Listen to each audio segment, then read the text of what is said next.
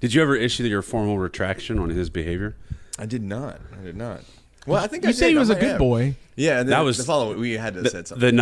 The next night, he ate the gallon of milk. My fault for leaving the milk out on the counter. And started throwing up everywhere?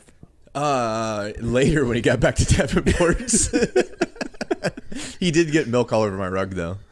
Was it almond milk or regular milk? It was whole milk. And you left whole milk? Oh, God. There was just a little bit left in the carton. How high were you? I wasn't. I just woken up. I was making coffee, and Katie's like, hey, let's go get breakfast at Basics. I got really excited. Then I ran out the door. Hi, I'm Brody, and this is Jackass. But not only did he do that, he opened the bottom cabinet and pulled all my storage bags, like food saver bags and Ziploc bags, pulled those all out.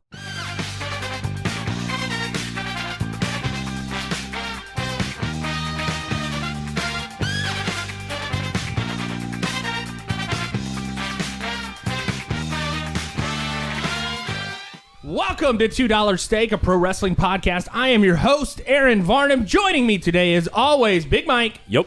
Cookie. I'm here. Cookie, your mic's not on. Let's see. All right, wait. All right. Now go, Cookie.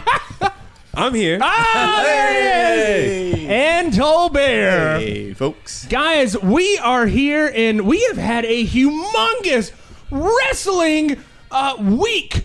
Yes. This past week, we have had some crazy things happen to us. Ooh, dig it. Yeah, I see it in the corner right First there. off, after a solid month and a half of daily badgering of the Handy Hugo gas station attendant, I now am the sole owner of a Macho Man Randy Savage Slim Jim holder. That's right, brother. Can you dig it, Sucker! Guys, I am so excited. Yesterday, I hit her at I hit it at the right time. I walked in there, the lady's there who I always see, and I say, "Hey, when are you going to allow me to get that Macho Man Randy Savage Slim Jim holder?" And she says, "Oh, we just got an extra one in the other day, shipment-wise, so you can get this one if you want." And I'm like, "Are you kidding me?" Yes. And she's like, yeah, you can get it. And I'm like, okay. I wait in line. I get out of line. Everybody's like checking out. She goes to the back. She gets the thing. And I have never been more just like satisfied by tenacity, because I did not stop badgering this woman. I will say that Handy Hugo is your bodega of choice. That is my bodega of choice. Hey, That's wait. why. We can't no sell them like that. They're a step above a bodega. No, they're a gas station. Yeah. They are an actual gas station. Corner gas station. I used to stop there quite a bit when I lived here. I'm very happy that you did get it. She totally pocketed that money. I don't That's care. what I said. I don't care. I hope she did. I do not care. For having to deal with Aaron asking her 6 weeks in a row. She earned it. I was like, I've got a wrestling podcast. It's on my credit card. Here, look. She's like, you do have a wrestling podcast. I'm like, wrestling is my life, man. I've got nothing else to live for. Can I just have it? And she's like, yeah. So now, Macho Man Randy Savage, who on eBay right now is going for a hot 150 and up. Macho Man now lives in my den. Looking over us. Staring down. God damn, it's so good. Good job, boys. I am so happy that Randy is here. Also this week, I guess we got tickets to WrestleMania, but let's talk about Randy Savage. Hold on, you fucks. Hold on. Rewind. You guys got tickets to WrestleMania. That's right. Some of us are not having children on April 6th through possibly April. Literally the due date for my child is fucking WrestleMania weekend. So these three fucks are going down to Tampa. All right. So not that I'm upset by that. Like, I get to have a kid. That's cool. But fuck you guys. So last year, before we started this podcast, actually I guess it would have been before. It was right before. Because we started the podcast right before WrestleMania. So we were talking and we're all like, yeah, we should go to WrestleMania together. And we're like, yeah, let's go to WrestleMania together. And we were kind of planning stuff out. And it ended up being a little bit more expensive than what we would like. And, things happened this year that kind of allowed for us to get our money together. And the thing is, when you're buying the tickets, right? So I find these tickets. I'm scouting them out on the Ticketmaster thing. It's not a reality until you press pay now, and you see that money come out of your account, and Wait, then you used your debit card, not a credit card? No, I use a PayPal. Okay. A PayPal account. All right, good. Just making sure. Yeah. So like, That be poor financial decision making. But like PayPal takes it out immediately from your account. So it doesn't become a reality until you get that screen that says, you're going to WrestleMania. And then I'm like, oh my God, we're going to WrestleMania. And then Aaron has to start freaking out. Aaron has to walk around work trying to hide his boner the rest of the No, I did it at night. I did it here, like at my house. Was it Monday night that we made the decision? It was Wednesday? No, it was Sunday. Tuesday night. It was It was Tuesday night. I was off with Katie. I showed her the text the night before you asked me. You're like, hey, if I pull the trigger, are you down to make the trip? And I showed the text to Katie, and she almost went, yeah, you can go. So I didn't Here's the get deal. excited. You're with me. Uh-huh. You're with me. I'll take good care of you. Yeah. I'll make sure that you don't puke in an Uber. We're driving my truck. So we're possibly, but also I was looking at plane tickets, and I'm like, you know what? Tolbert can't bring his weed on a plane. No, we could. No. Well, no, I'd never fuck around with that. I have never. I'm just been saying you brave could, enough. but it's a lot safer if Aaron just acts as your mule. Yeah, so I am the drug mule. We are going down south to Florida. We are going to Tampa Bay. We have a big schedule ahead of us, and Zane gave us shit about one of our things. What? We're going up there on Thursday night. Thursday night, I looked at the schedule, and there's not a lot of things that there's a bunch of shows. There's a New Japan show, a little bit out of our budget. Looked at some more, and I'm like, oh my God.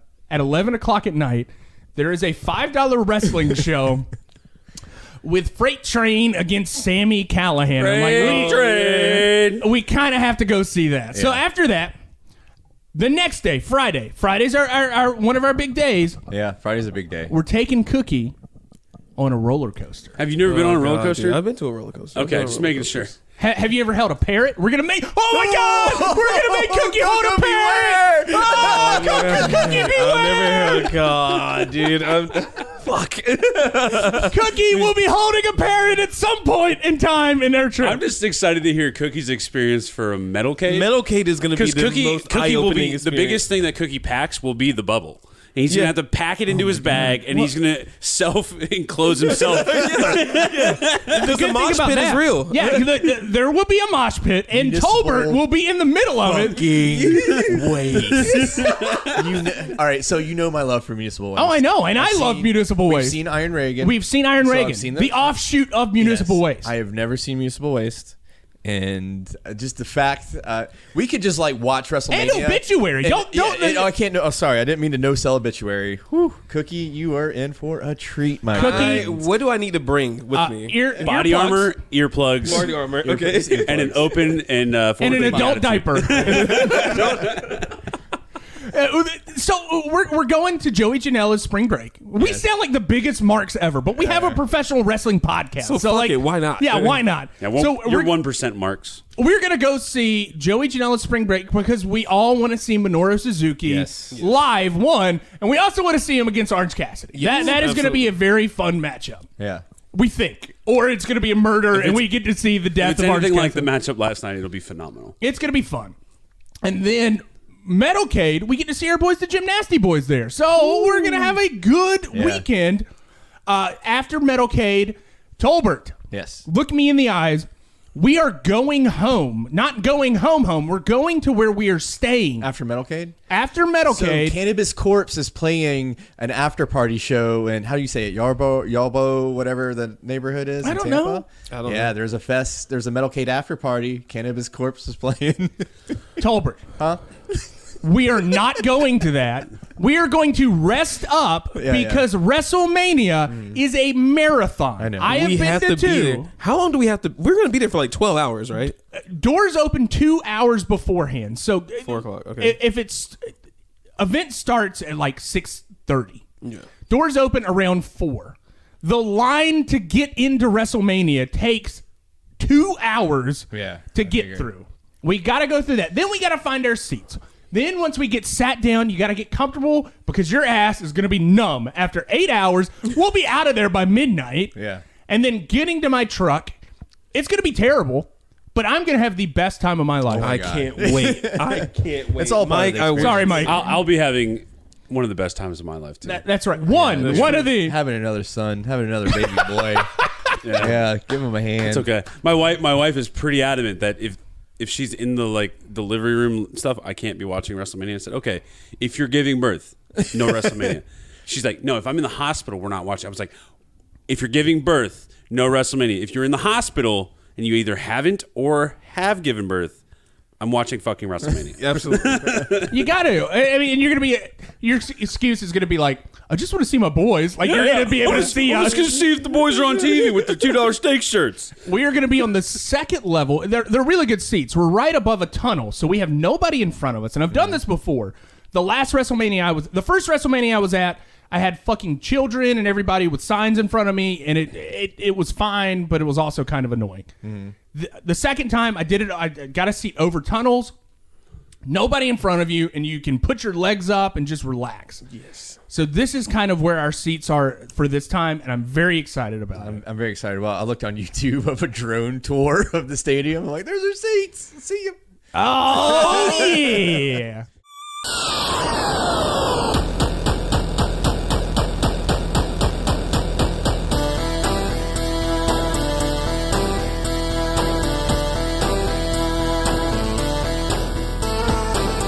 All right, for our first match of the evening, it's going to be a little bit off because Tolbert had to go to work. So, Tolbert... He's got to pay for WrestleMania. He's got to pay for WrestleMania somehow, and he's selling his body to the night. Tolbert...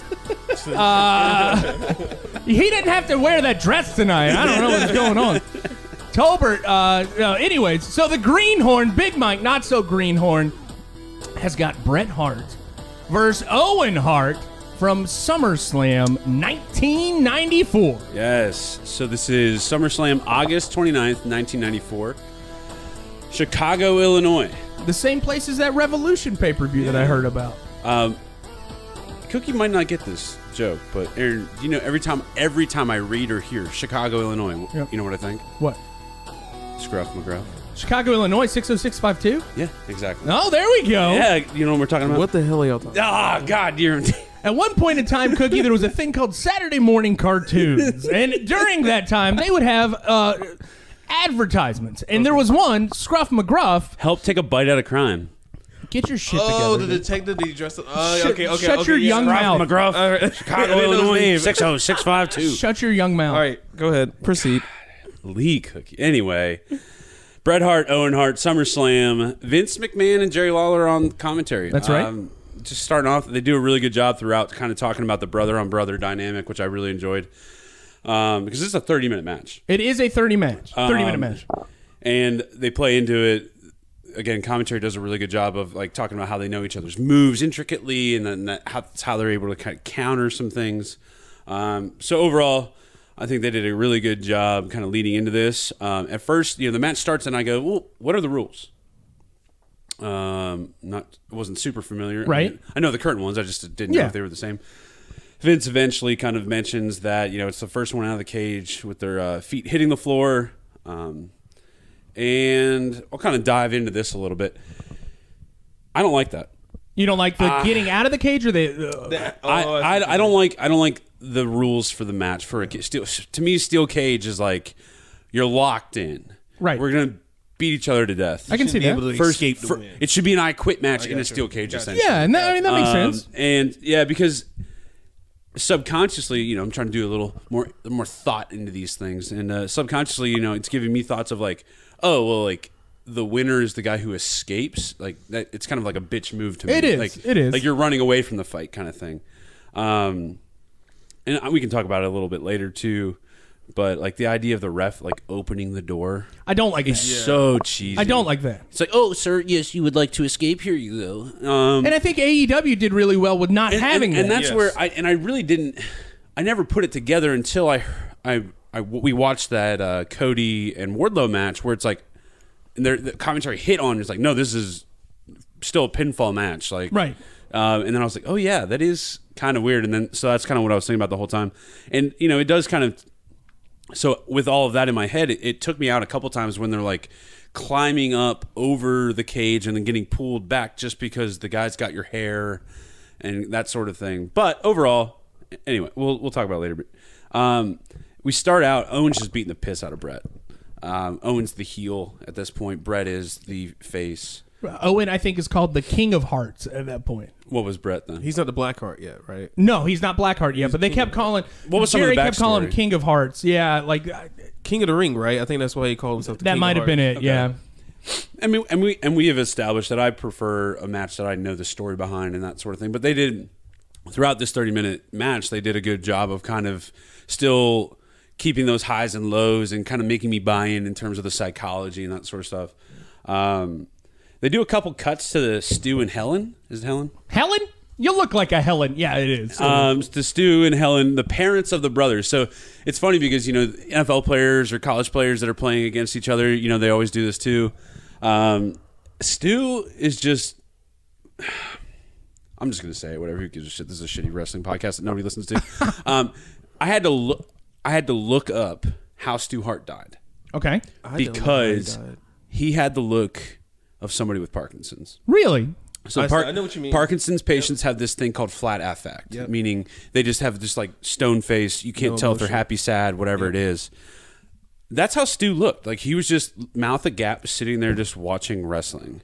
And he did not die from Parkinson's. He did not have Parkinson's. He died from pneumonia. Oh, good. Great to hear. That is a rosy ending to that story. So make sure your grandparents get their pneumonia shots. Jesus. Helen, on the other hand, she has this like weird like half smile, half grimace. I don't think they told them they were going to be on TV. Yeah, I'm not sure about it. And they didn't look prepared. Yes. No. They were just kind of like just watching this and. But put yourself in their shoes. One, Stu comes from a working background where he was a wrestler and he was a promoter for years and years and years. And that's where that's why I thought he would be happier. Like your two boys are. I don't know if he'd be happier. You kind of have to play into the story of your sons hate each other. Okay, yeah. All right. Well, at one point, and this is why I love Lawler. At one point, Helen claps when Brett gets some offense, and Lawler just lays into her. She's like, "There's her favorite."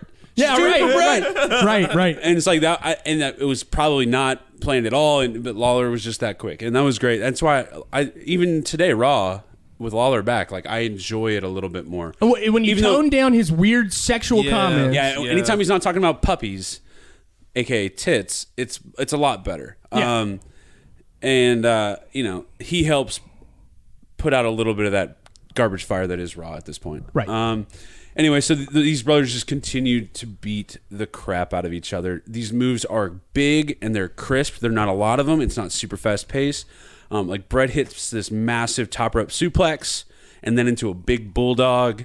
Owen hits this massive running dropkick that puts like Drew McIntyre's to shame. Definitely. And part of it is probably just Brett selling it very well. It's nothing ever too crazy, but they are stiff, they're snug, and it's just crisp. One thing I noticed about these two guys is there's no wasted movement. No. These guys, and there's not a lot of, there's a couple times to kind of build the heat up a little bit and get the crowd behind you. Nobody is laying on their back too long in this matchup. People are moving constantly. There's purpose, and I mean, they're working well. Right. And it would make sense. They've been doing this probably since they were like 5 years old. Yeah, if before that. Yeah. At 12 minutes and 30 seconds, Brett takes one of those nut drops Cookie was talking about a couple weeks ago. Yes. How do you... But he did it on his knee, didn't he? Yeah. He that one of them, he fell, like he took a drop and he like bounced off of his knee. And I'm like, oh my God. This one was a top rope nut shot. Okay, I do know which one you're talking and about. And it's like, how do you take that? Like you can't, even if you land, because it's, so I can understand landing on your ass, right? But these are ropes, so they spring, the trajectory of the rope's still going to hit your nuts. Right. I don't know. I just there's no way to prepare for that. Yeah. I don't think there is. You just eat it. You just eat it. Anyway, 12:30, Brett takes a massive nut shot. Throughout the match, Owen is the one that's kind of getting out of the cage the most. They do a couple of different spots where, he's climbing up and Brett brings him back. And this is what I was talking about earlier where, Brett's grabbing his hair and that's what causes Owen to get back into the thing. And that's where it's like, it did pull me out of it because I'm just like, dude, all you have to do is like jump down. Right. Like, what's he going to do? Your hair's all slicked back and greasy anyway. You just slide right out. right. 18 minutes in, we're still seeing that like clean, crisp, damaging moves. They're slowing it down when they need to. So it's very well paced. At one point, Owen gives Brett a massive pile driver. It looked great too. That's the move that broke Stone Cold's neck, though, right? So it was a tombstone. He did a tombstone, which he did not do normally. No. Okay. So that's why it was a little bit off for the Stone Cold thing. But I hate to say this, Stone Cold had done something similar to Masahiro Chono years before and did a similar injury to Masahiro Chono. I didn't know that either. But either way, like I can see why WWE they don't let people do pile drivers, right? They very rarely, like you'll see somebody that they really trust. I think maybe John Cena. I've seen John Cena. I think CM Punk did it once. And like a sit back pile driver, kind of like Terry Funk, looks a lot safer than like these just straight drop down. Because it is more you're landing on your ass. The giver's taking more of the bump. Correct. But yeah, Brett eats that. 21 minutes in, we start to actually pick up the pace a little bit. They're trading attempts trying to get out of this door, and again, like it's like probably 4 or 5 times the referee's like opening the door and then closing the door, and like, but the boys are doing great in terms of like it actually looks like they're about to escape, and then like they get they get the foot and they pull him back in. At one point, Brett gets a hand on the mat outside the ring. It's a great game of like leapfrog, like and they are like one of them's jumping over the other one's jumping over the other, and it's fun, and it brings that. The suspense up a little bit. What's the move called where like I wrote like a leverage toss into the like where it's like a gut wrench suplex. No, like a monkey flip. Like you like get the guy. It is like a monkey you flip. fall on your back, you throw him into the cage. Yeah. Brett hits Owen with one of those big ones. A little bit later, Owen probably does the biggest Irish whip into the corner post that I've ever seen. It looked great. It looked great. I mean, obviously, Brett just went balls to the wall into the cell, and it looked like it would be terrible to take. I think it was the biggest one I've ever seen. Do you think that maybe he was selling a little bit more for his brother? 100%. I mean, well, that maybe not even. So for this spot, maybe it was less of like, I'm just going to eat this thing rather than like slowing yourself down to take it. Right. It was, I'm just going to like let it happen, like be as it, whatever it is. So yeah, that looked like it really freaking hurt. 25 minutes in, it slows back down. Each brother is kind of like doing that, like digging deep, giving it all they got. I really, really like the pacing of the match. It was good. It was very good. Yeah, so you're getting these like quick bursts and then this slow it down, quick burst, slow it down. 29 minutes into the match, Brett hits this huge suplex off the top corner post. Which was, is that the one from the top? Top, yeah. That superplex was nasty. And the thing I like, and I'll skip ahead.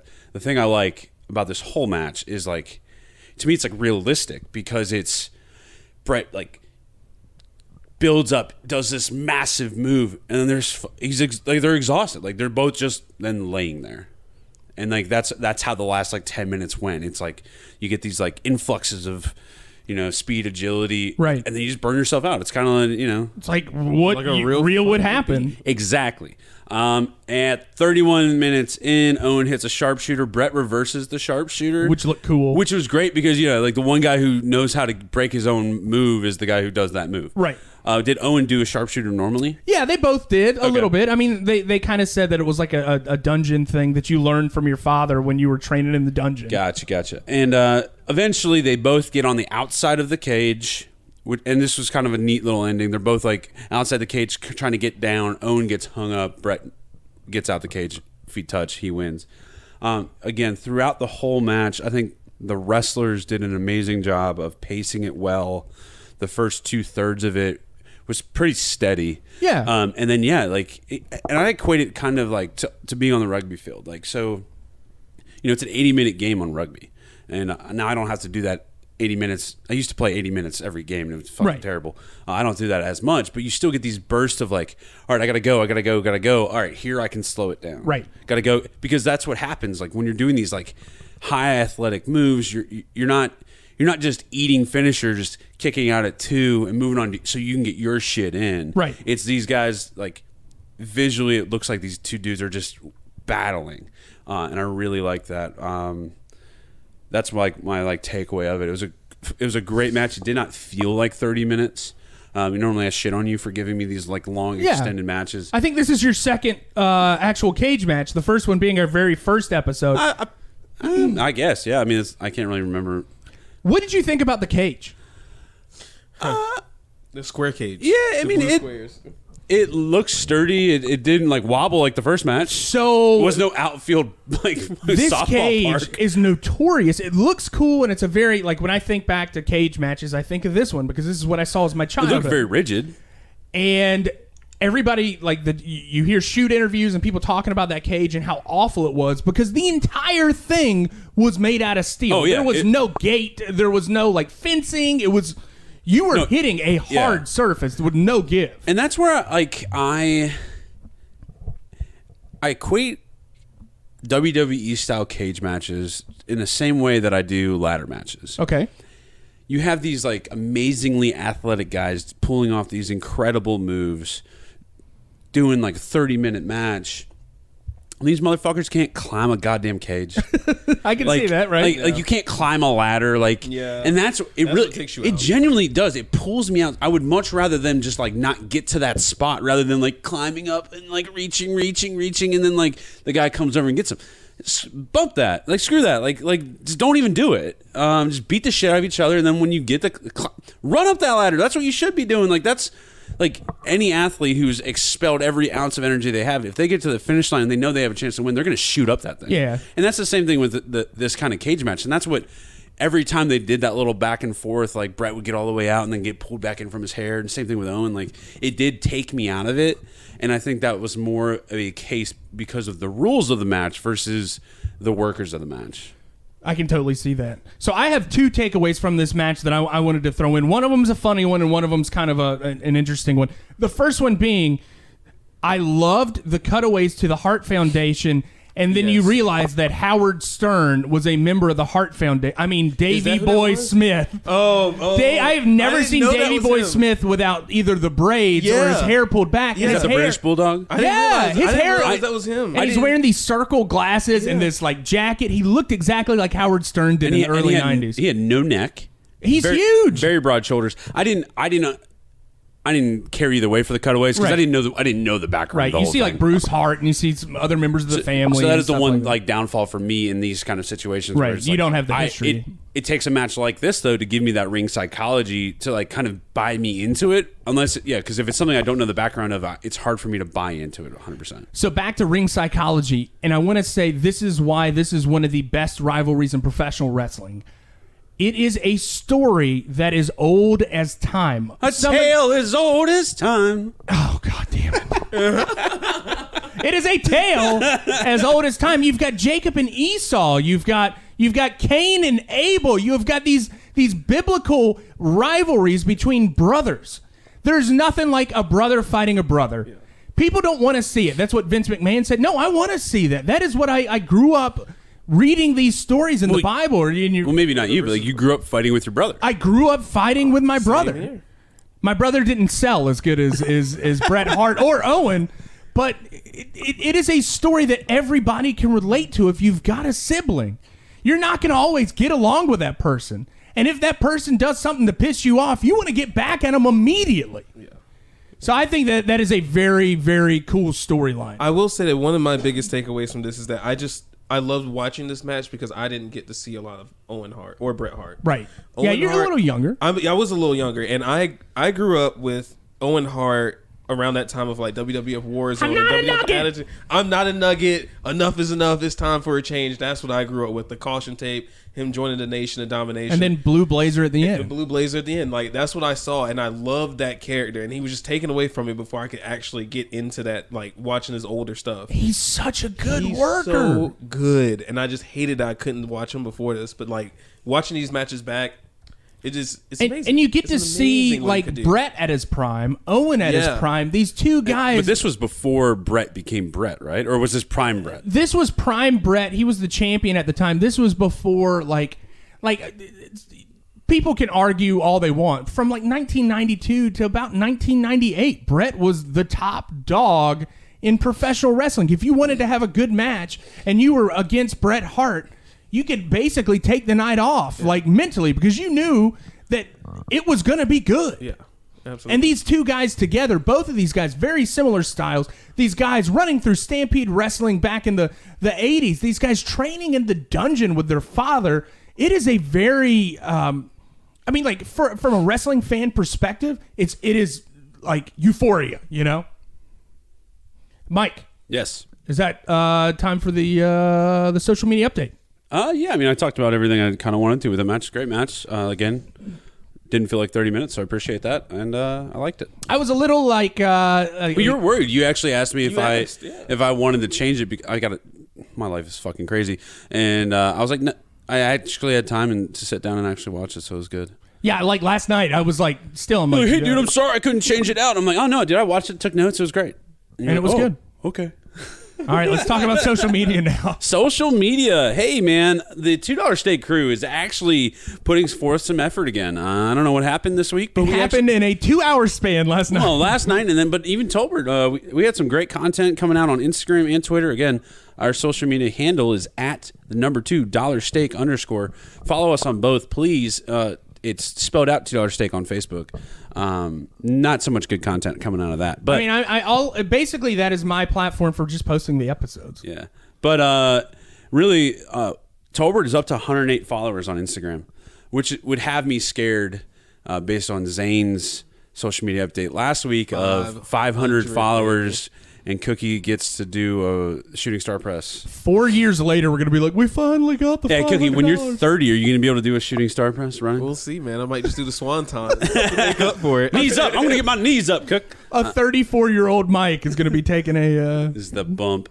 But anyway, check out our Instagram. Tolbert again posted some great stuff. He posted the cheesing grin of Aaron holding his brand new Slim Jim Randy the Macho Man Savage. Oh my god! Post. We were actually debating earlier before you got here, Cookie, about what Aaron should put in the holder. We still need to like. What are some ideas? Oh, we don't know. We talked. I said he could put his koozies in there. I said some fake flowers because that would be funny.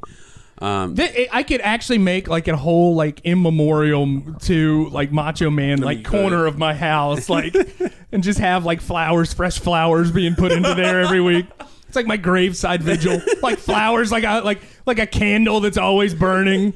One of those LED ones because I don't want to burn this house down. The Virgin Mary candle. He says like 3 Hail Marys and praises Jesus for Randy Savage every night. I have to say my 3 oh yeahs before. Oh yeah, oh yeah. Now, if you say that in front of the mirror with the lights off in the bathroom, what happens? I hope he comes and hangs out with me. Anyway, there's a picture of that. Tolbert surprised us last night with. At Cape Fear Wine and Beer, they have this fancy machine now that will put pictures on the foam of your beer. That's badass. He posted a video of the Sting.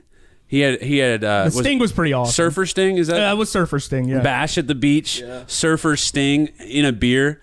I don't think he actually posted a picture of the $2 Steak logo, but on the Twitter we did. It's funny and phenomenal. I love it, man. Go check out Cape Fear Wine and Beer and get a picture of yourself or us. And then tip Tolbert really well so he can pay for gas on the way to Tampa. That's why Tolbert's working tonight, is because he's like, Right, I got to pay for WrestleMania weekend. Oh, my God. But yeah, Instagram's doing great. Twitter, we're up to 262 followers. One of my favorite posts this week, and we don't need to like downplay it, on Instagram, was Tolbert poured out all of his change jars. And Oh, yeah. Yes.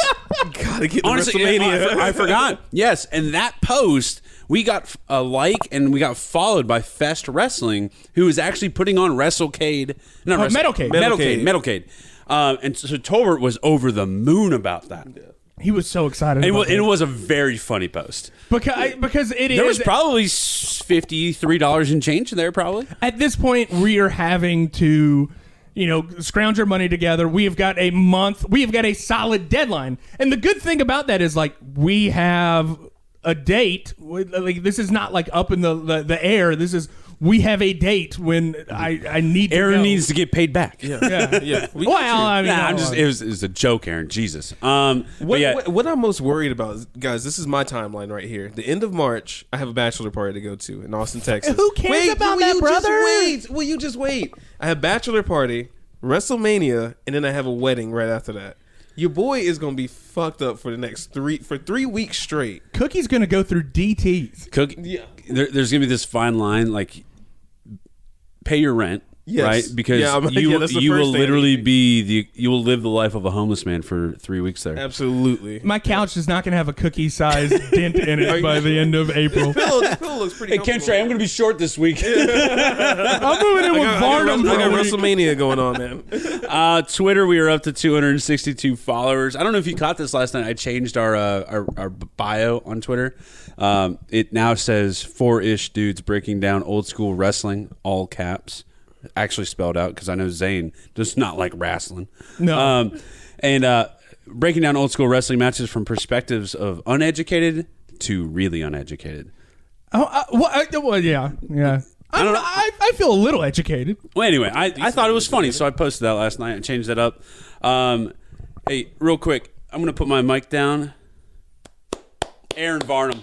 Aaron Varnum, everybody. Welcome to the Twitter Success Club. Thank you. I'd like to thank first my Lord and Savior Jesus Christ, and then Macho Man for putting on all those matches that I watched as a child. Aaron last night while watching the AEW pay-per-view hit 2 tweets out of the ballpark. I'm going to start with I'm going to anti-cookie count this, and I'm going to go with the second best one. Okay. So, hey, spoiler alert, if it's Tuesday, you probably should have watched AEW Revolution if you were going to watch it. Moxley pulled off the eye patch, totally wasn't hurt. He had 2 eyes. He had 2 eyes the whole time. And Aaron posted a picture of Jean-Claude Van Damme. From the movie Bloodsport. From Bloodsport, saying Moxley be like... It's that gif of like Jean-Claude with his hands up, like he just had the sand thrown in his eyes, and he's like, ah! And he got over 1,700 impressions, 559 media views, 32 total engagements, profile clicks, likes, all this sort of stuff out the ballpark. That was the second best tweet of the night. That's right, damn it. What was number 1? Number 1. I'm so proud of number 1. Number 1, I literally...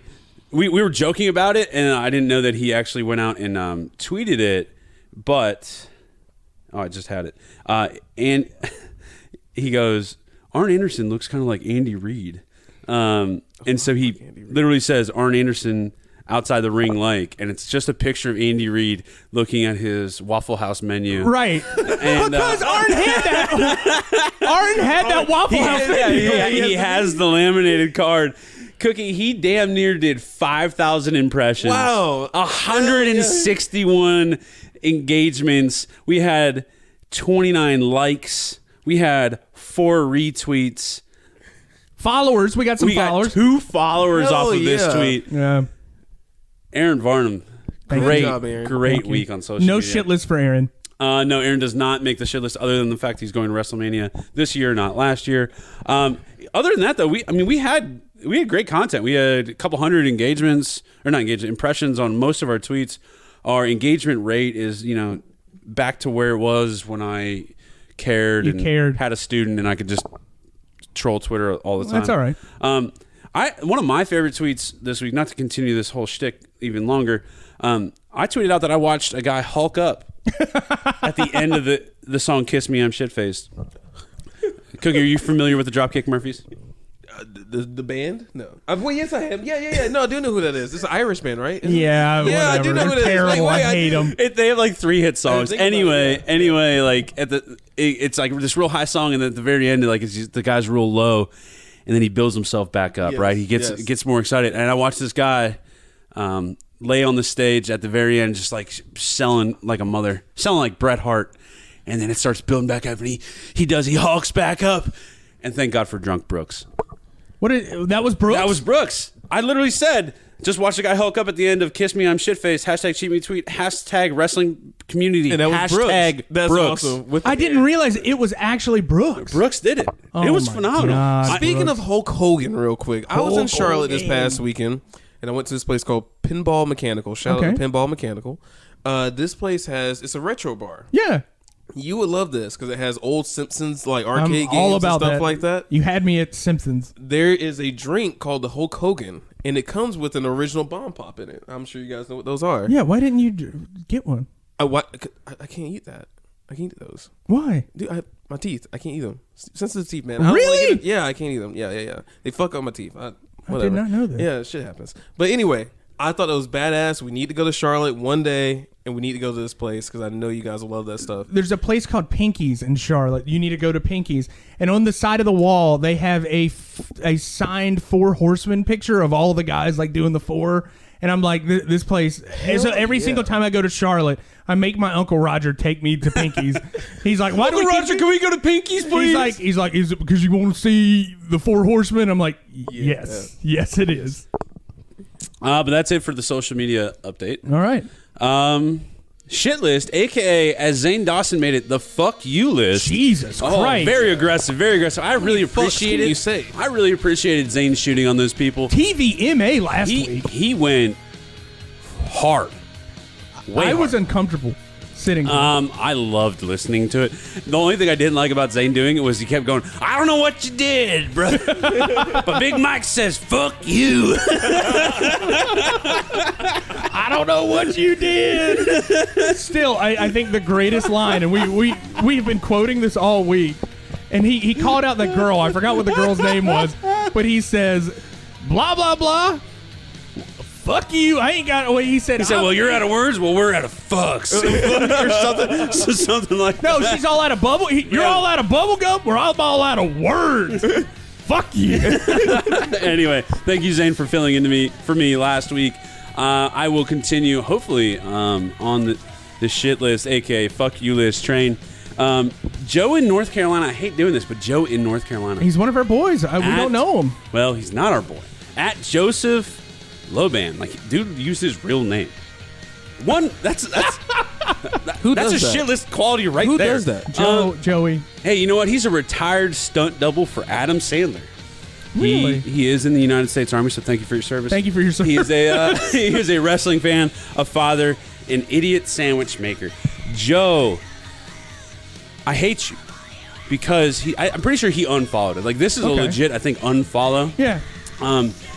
He's as terrible as Adam Sandler's Netflix movies. That's right. He is a piece of shit. The United States Army, you got to respect that, right? Thank you for your service. Thank you for service. Wrestling fan, father, idiot sandwich maker. Joe, you're more than an idiot sandwich maker. You're an idiot shit list participant. You're an idiot and a stupid idiot. Yeah, you're stupid idiot. Anyway, he's a shitty person and a shitty sandwich maker at that. Get to work, Joe. Pick up your slack. Joe, you have made Big Mike's shit list. Second participant on the shit list this week.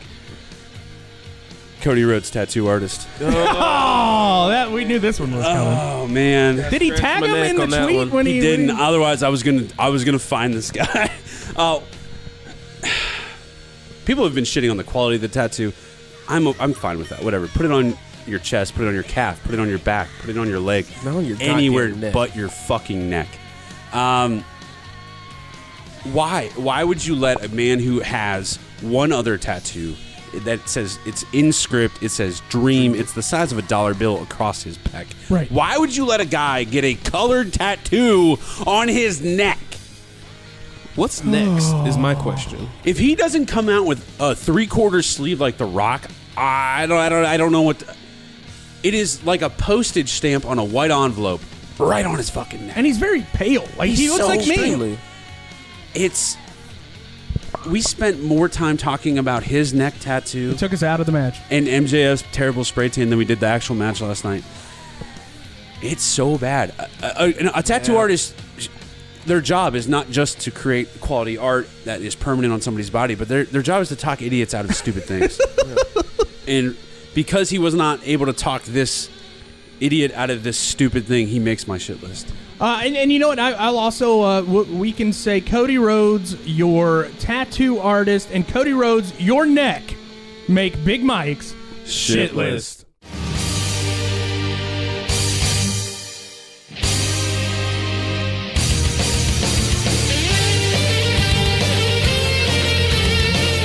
All right, time for the strong style with our boy, Cookie. Your boy. Cookie, you had Kensuke Sasaki, the guy with the mullet, against Manabu Nakanishi.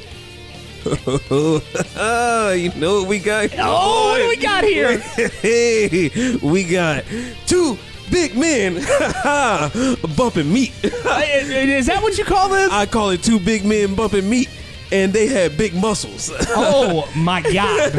Very, very large Japanese man. Yeah. Very large. Dude, Nakanishi, the guy Jacked. is huge. I was like, oh shit. I was like looking up, and I'm like, why is he so big? He was like a legit Why? like Olympic wrestler too at one Yes. point. Like he is like, Those trap muscles are bigger than your head. Jesus Christ, man. They were both big dudes. Listen, first sight we see. Let's talk about this. First Okay. sight we see, we get a semi-empty hallway. Okay. Get a few patrons hanging out, along the walls. Was it awkwardly Longer than long it should. hallway? Yeah, and Yeah. it was one of those like Japanese changing door things in the distance. You know what I'm talking about? Like the Yeah. the changing rooms, whatever. I don't know what they call them. So my mind immediately goes to Goldberg? Japanese Goldberg. Japanese Goldberg. I was thought like, about it, I'm like, I Goldberg. don't see any police officers, but this looks like Japanese Goldberg. You got to say it like Goldberg. Hold on, my man. there was a police officer because he had this like awkwardly like super flat hat. You didn't notice that? I didn't notice He was on that. the left side of the camera. Damn, I didn't even notice the hat. I didn't even notice that. I was just like watching honestly, the door. I was like, honestly, for the 3 minutes that this camera was shooting down that hallway, he didn't move at all. Like, so it probably just got lost in the. Yeah, he was very rigid, very flat hat. it was a lot that I was trying to take in, and I was just like, where is he gonna come? Where are they going with this? But anyway, Japanese Goldberg. I mean, come on. The writing is on the wall. The cameraman literally stands in the same spot for a minute and a half. Like he's just waiting for the guy to come out. Then guess who comes out? Fucking Goldberg. Japanese Goldberg. No, it's Kensuke Sasaki. Yeah. Letting the flow hang out. God, man. All 5'8" of him, black trunks, black boots. I mean, somebody's ripping someone off. And Oh. it's the year 2000. Dude, like that hair is beautiful. It is. That's like Billy Ray Cyrus style. It was very wispy. It was nice. Yeah. I liked it. Great length to it. I was like, well, okay. It took away from his mustache. With the rest of my rant, this cameraman is straight trash. I'm just gonna go ahead and point that out. Not me. I'm a good cameraman. Yeah, this is my next point. They should have had my boy Aaron Varnum out there. That's right. If you need a good videographer, call Aaron Varnum.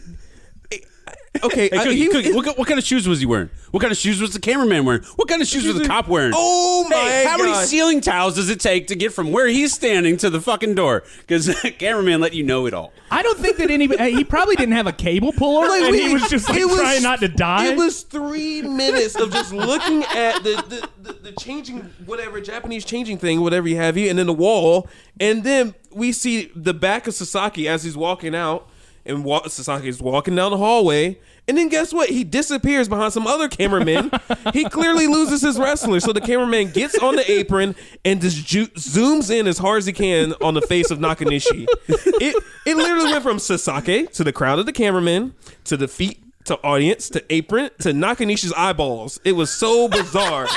How do you go from those one thing to next to next to next to Aaron, next? do you blame the director? I would blame the director. Here's one of my thoughts. This could have been a raw feed from NJPW. Somebody could have gotten the tape, and it was a raw feed that was not because the reason why that shot was so long. Maybe they had on-screen graphics during that time. Oh, okay. I see what And you're like saying. maybe, and that's my theory, and I'm gonna stick to it. Maybe that's why. But once the match started, it kind of all leveled out. Whoa, I don't know if you watched the same link that I watched, because my next thing literally says, Aaron, what the fuck kind of link did you give me? Because after the introductions, the video cuts straight to a back and forth clothesline spot. Like, it immediately goes from Nakanishi's eyeballs Right. and the introductions to a clothesline spot. Well, that It was the looks like start of the there's match, something- yeah. Okay, well then, did they change cameras at that time? I guess so. I don't know. Oh, I don't know. What up with that? I don't. Hurricane I'm sorry. style. What up with that? I'm sorry. Go on to the countdown. Cookies top 4. Number 1. We get a little little torture rack action. A lot of torture rack action. This move was popularized by my boy Lex Luger. Man, when's the last time you saw a torture rack? Wait. In a wrestling event? I haven't seen that in a very long time.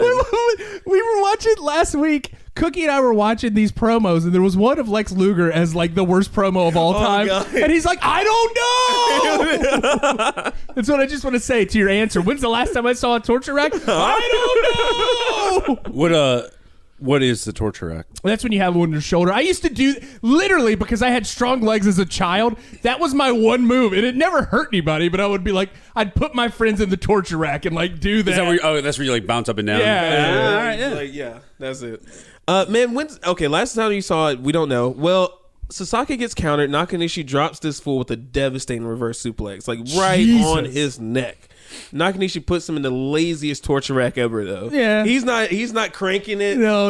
Apart from some shuffling, like there's no one sold it. There was no selling. Yeah. Anyway, going on to number 2. Number 2. Someone is definitely ripping off Goldberg. Because Nakanishi does like 3 spears before getting checked with a knee to his face. His spears do look better than Goldberg's. They do look a lot better than Goldberg's. But then he no-sells one and then gets hit with a 4th.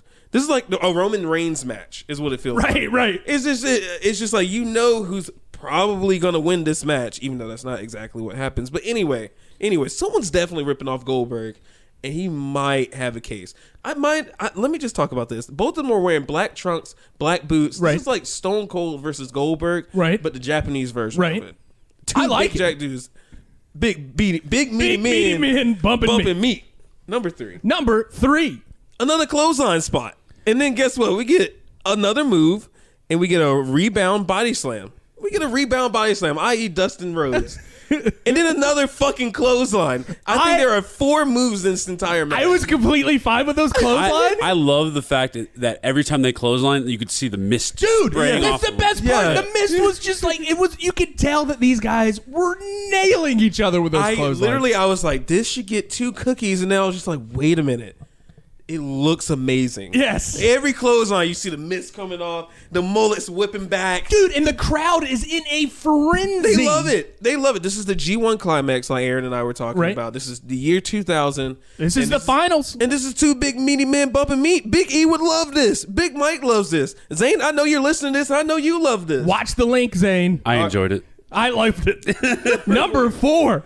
It was such an odd ending to the match. I know, the ending was a little anticlimactic. The ending is what took away from the 5 cookie rating, but Sasaki hits his opponent with an off-looking jackhammer. Right. It looked just about as bad as Goldberg hitting the Fiend with the jackhammer. Not that bad. It was a little bad. And then he finishes them off with the Walls of Jericho. That's right. I wish Tolbert was here so he can correct me about that. It's the Boston Crab. No, it's the Walls of Jericho. Boston Crab, actually. And he makes him tap out. So my boy Sasaki wins this match via the Walls of Jericho, a.k.a. the Boston Crab. And I'll get to my honorable mention. Cookie's honorable mentions. All right. There must only be one main camera or hard cam in this whole fucking arena because we only get one view of this match. And then after the match, he has to run through a crowd of people, other cameramen, to get to his post-match shot. I liked it. I don't know where you got this link or where you even thought about this. So I found this match, right? So I follow tons and tons of wrestling stuff on Instagram, right? Yeah. And I'm always sending you stuff on Instagram. Like every day, multiple times a day, I'm sending you links, I'm sending you stuff. This was from that Puro Wave guy, the guy that does those really cool edits that we watch sometimes. Oh, yeah. And this guy posted, like, he posted in his stories. I'll watch his stories, and like 2 of them, one of the stories was just the clothesline spot, and I'm like, dude, this looks like a hard hitting match, and I'm seeing the like spray, and I'm like, I fell in love with that match because I watched a 10-second story, and I'm like, all right, now I got to find this. So like, I was looking, and you know, sometimes with our links, it's hard to get good links with good video quality. And I was looking, and I found this link with good video quality before I watched it all the way through, and I'm like, this is the one we're going with. Hell yeah. I want to see Nakanishi. I want to see Sasaki just nailing each other. There was one part though where Nakanishi just collapses during the torture rack. Yes. Like there was no eye poke, there was no punch to the head. So heavy. He literally It's just the mullet. You didn't see behind the. did the mullet whip him in the eye? Is that what happened? That's exactly what Razor happened. sharp mullet. That took away from it. I didn't like the build for it. But then I thought about it and I was like, well, when you got two big meaty men bumping meat, that's a lot of meat in the ring. They can only go but for so long. 10 minutes, You don't man. want your 30-minute classic. We ain't getting a 30-minute classic. Bump that. We getting a 15-minute classic. I love of just big meaty men with big muscles and a nice mullet bumping meat. And I'm going to give this match 4 cookies just because of how solid that mullet was. God darn and it. those clotheslines and that torture rack. So now as we are this show is an evolution. We're always trying new things on the show. We're evolving. We're taking elements from different things. Cookies, new cookie count. If you got a good mullet, that's already half a cookie. Easily. So if you keep giving me mullet matches, i.e. Mike Awesome and there's some other Tatanka. So we're going to have, from here on out, it's just Sasaki and Hase and Mike Awesome matches for Cookie. Easily. They might all get 5 cookies if the wrestling goes along with those mullets. I'm fine with that, man. Usually, when I'm picking matches for Cookie, I'm trying to figure out stuff that maybe we all kind of knew about. Like when we started off your matches, there was a lot of your Stan Hansens, people that there is a little bit of Americans know these people. Yes.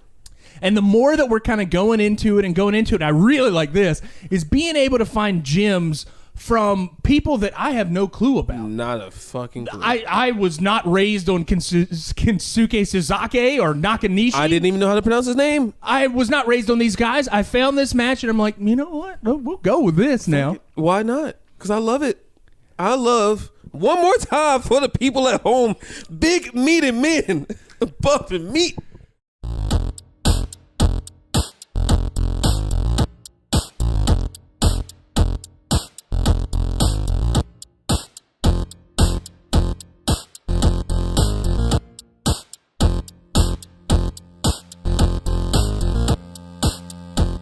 All right, time for the high spot. We have got Dusty Rhodes and JYD against the not quite $1 million man, Ted DiBiase, and the Ugandan giant, Kamala. And I believe this is from Houston, Texas. It is Houston, Texas, in the Sam Smith Arena? What was the famous arena? I don't know. Whatever. Actually, Sam Smith Arena, I think is. I don't. No. It's it's Mid-South Wrestling. Yeah.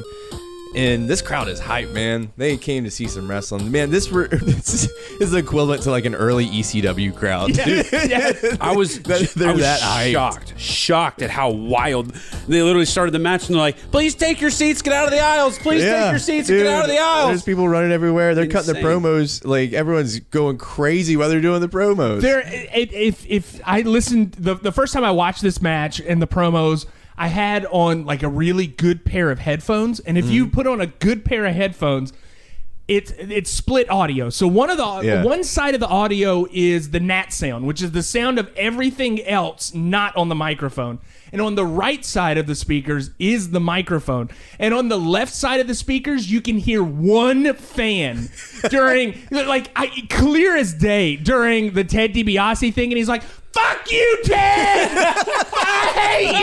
I hate you! You're a piece of shit!" And it's just in your left ear the entire time. And I'm like, I couldn't keep it together while listening. I'm like, I want to hear what Ted says, but there's this one guy.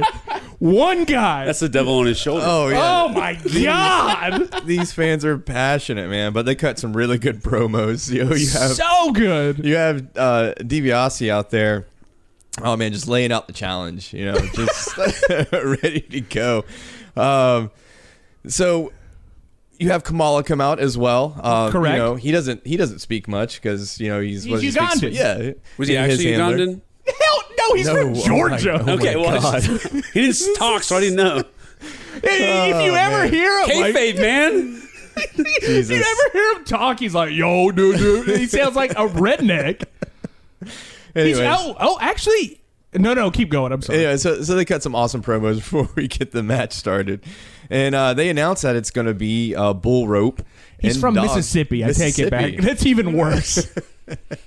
I got family from Mississippi. All right, so after the promo, or during the promo, we find out this is going to be a dog collar and bull rope match. That's right. The Junkyard Dog and the American Dream Dusty Rhodes are known for. That's right. So Junkyard Dog being a dog. Yes, he's dog collar. And then Dusty Rhodes, always known for those bull rope matches. Oh, yeah. Because he's Infamous. from Texas. He's a Texas man. Hell yeah. And we are in Texas. That crowd is hyped. Sam Houston Coliseum. Sam Houston. Cool. Good Right. Stored. Right. Stored there in the old noggin. So the match, well, they tried to get it underway. Wait, you didn't even tell us about the Dusty Rhodes. And tell me about the Dusty Rhodes promo along with JYD. Oh, so Junkyard Dog is hype. He cuts a mean promo. He's big. He's scary. He's just he talks real low and like he smoked like 2 packs of cigarettes before he cut the promo. Hype. He's pissed because there's just a bunch of knuckleheads in the ring. I love JYD. Real quick during the promos, why was Dibase and why was Dusty covered in blood? I don't know. Like I wish that I could have seen so that. I was wondering that myself, and I just rewound, and I was like, I forgot. And it was that like a week confusing me a before? little bit. I think it was the week before, and I'm glad that this link actually had both of like the build up and the actual match. But in like storytelling, this is called in media res, so it's in the middle of things. So like you're just being thrown into this link in the middle of things, and I'm like, what the. Was somebody shot and like Dusty just comes out cutting one? I mean, it is the high spot. So oh my god, it's so good. So, but yeah, Dusty gets on the mic. Oh yeah, yeah. Dusty gets on the mic, and he's hyped because this is salt and pepper jam, baby. Salt and pepper jam. Then Dibase. He's gonna get him. He's gonna get him. And I was joking with the boys earlier. Salt and pepper jam looks like. Aaron and Cookie on the rugby field together. I'm glad you said that because like you guys were joking around about like dressing up for WrestleMania and all this sort of stuff. Right. I'm like, if Cookie just would dye his hair back to its regular color, he could easily go as Junkyard Dog. And all I gotta do is just act like I'm bleeding all over the place, and then I could be Dusty Talk Rhodes. to the lisp, yeah. Definitely. So this year's Sevens jerseys are definitely salt and pepper jam. Salt and pepper jam. For Cookie and Aaron. It has been decided. It's final. You hear that, Travis? That's what you're making. Salt and pepper jam. Salt and pepper jam. So we try to get this match underway. It's chaos going on in the ring because they have to literally chain Kamala up. He was not having it. Yeah, and he sells that character well. I love his little travel case that his handler carries to put his stuff away in. You gotta do something with it. Yeah. Did you guys notice that the lay on like his like spear looks like literally a lay that you would get at the Dollar General, like, and just wrap it around his spear? I was staring at the spear. It looks like they just took a regular like shovel and just cut it into a triangle. Yeah. Some early intern ingenuity right there. That looks good. They're trying to chain Kamala up. He's not having it. But while this is taking place, the ref is distracted, and Dusty Rhodes grabs the most important part of the bull rope, in my opinion, the bell. Yeah, that's right. He's got it. And ref's distracted. He goes right into old Ted. He goes right into him, lays him out. Ref gets things, in control. We get Kamala chained up. Match is underway. This is my first time I've seen one of these matches, so I didn't know quite how the rules worked. I don't think there were rules in this match. Yeah, pretty much. You have two guys chained up with various devices in the ring together. Matches on the way. First one to get pins loses. So. That's why I didn't know what the rules were either until it ended. And but also in this it. link, no commentary. No, yeah, I liked that. I liked it a lot. I liked it so much. Yeah, so it's almost like you're there, fan perspective. So it reminded me. They always talk about if you like get really annoyed at like the NFL announcers on CBS or whatever on Sundays. If you have a surround sound system, you can unplug your center bar. No shit. And you just get the audio of the crowd. As if I you're like in the that. arena. Yeah, in case you hate. So it was nice. It was nice. So this crazy ass match starts. Ted tries to run away. He's scared. He's already been beaten on Dusty is hyped, man. Dusty does the bull, he does the bull like stomp, like where you're like stomping your foot back like a bull. He's like he's down home on the farm wrangling a calf. He's right at home. He's like, yep, just another day in the office for old Dusty here. But I just love the flare he does too. Just a little. So good. My favorite has to be the arm flare crab walk. Yes, it's great. So the more, and now that I've kind of thought about this, and I feel so dumb inside that I did not see this before. Kenny Omega is the anime Dusty Rhodes. Dusty Rhodes does all the shit that like Cornette hates, the like pointing at the crowd and like, but like the way Dusty does it, it's so smooth and sensual. And then like Kenny does it and you're like, this guy is just weird. So we've got Ted on his heels, and Junkyard Dog is going right into Kamala, and they are using that chain and that bull rope to whip each other, to beat on each other. I like the teamwork that goes back and forth between the link up, and sometimes you think, oh man, how is this gonna work? It's gonna get all tangled up. They do it beautifully, crossing back over. We got them swapping opponents as well, going in at each other, which is great. Crowd is fucking hype the entire time, never stop screaming.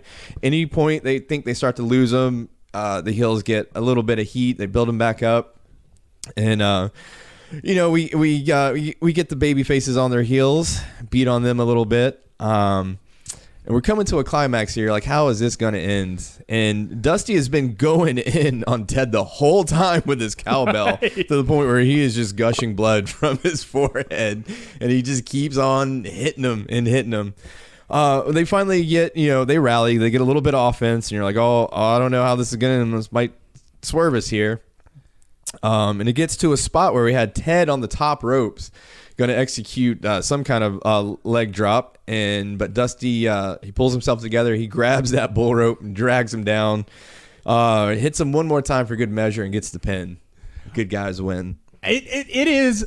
And I've never really seen Ted DiBiase. Like, I've watched Ted DiBiase matches. His sells are really fun. Everyone sells phenomenal. Everybody so does. good. I was going to say, him and the Ugandan guy were like selling the bull hit to the head. Like, Kamala has this whole body quake every time he gets hit. But he has that delay, almost like a flare, where he's like, oh, and then he hits, and then he starts rumbling around. And then when you see Ted DiBiase sell, like when he takes a bump, it's almost like he kind of glides up into the air a little bit and then gets flat back, and then it just kind of comes down softly. But it's a very interesting style of work that maybe was lost in the $1 Million Man character. Well, it's a young Ted. That's right. Like, he came in on that promo early, and I was like, he's like, looks a little weird. soft. It's weird. Like, he's not thick, and he's not giant, and he's got like a trucker hat, and he's bleeding for some reason. Oh, I do love the trucker hat spot at the beginning. Oh my god! He goes out in the trucker hat, and then Junkyard Dog ends up stealing it and wearing it. He wears it for like the match. first half of the match. It's great. Like, Ted DiBiase looks like a dude that would be a badass. You wouldn't want to fight him, and he looks like a good wrestler. Kamala, you don't want to fuck with. That guy is humongous. Yeah. And then you've got Dusty and then JYD, who are just still amazing characters and very charismatic people. Thump. But I have to say, this era in wrestling, Dusty and Junkyard Dog had the best shoulders in the game. Why? They're just they got beefy shoulders and guts. Yeah. There is not one body person in this match whatsoever. Like, you look at this, I gave you big meaty men bumping me. Oh yeah. And you're looking at it, and all four of these guys have moves. Yeah. And they're all I'd say Junkyard Dog is the closest you got to somebody who looks like they work out. Well, yeah, of course. But still, Junkyard Dog is not the most in shape looking dude either. He just is. It looks like like four dudes that could actually just get in a bar fight. Yeah, and just fuck each other up. I love it, man. And then Kamala with all of his tribal painting and everything. It's just it's a great character, and I'm it's kind of sad that we haven't like talked about him yet, but this was like a good showcase of him on this show. Yeah, salt and pepper jam, baby. We could definitely play the game. Like, is it racist? No, because it's a white and a black guy together fighting a white and a black guy. I guess, but I don't know. Anyway, we'll get to the IQ here. All right, let's get to the IQ. All right. Salt and pepper jam. You have to. How could you not? Yeah. You have to. Some knuckleheads in the ring. Dusty rings his bell. He does. Yeah. He can ring that bell, ring that bell. Thank you for listening to $2 Steak, a pro wrestling podcast. Folks, this has been another phenomenal episode. Tune in next time for another episode. I guess next week, whatever. Tune in next week. Yep. Yeah, follow us on social media at the number $2 steak _ on Instagram and Twitter. I need to get 500 followers, so... Yeah. Oh, yeah. You listen. So Cookie can injure himself. That's right. Thank you for listening.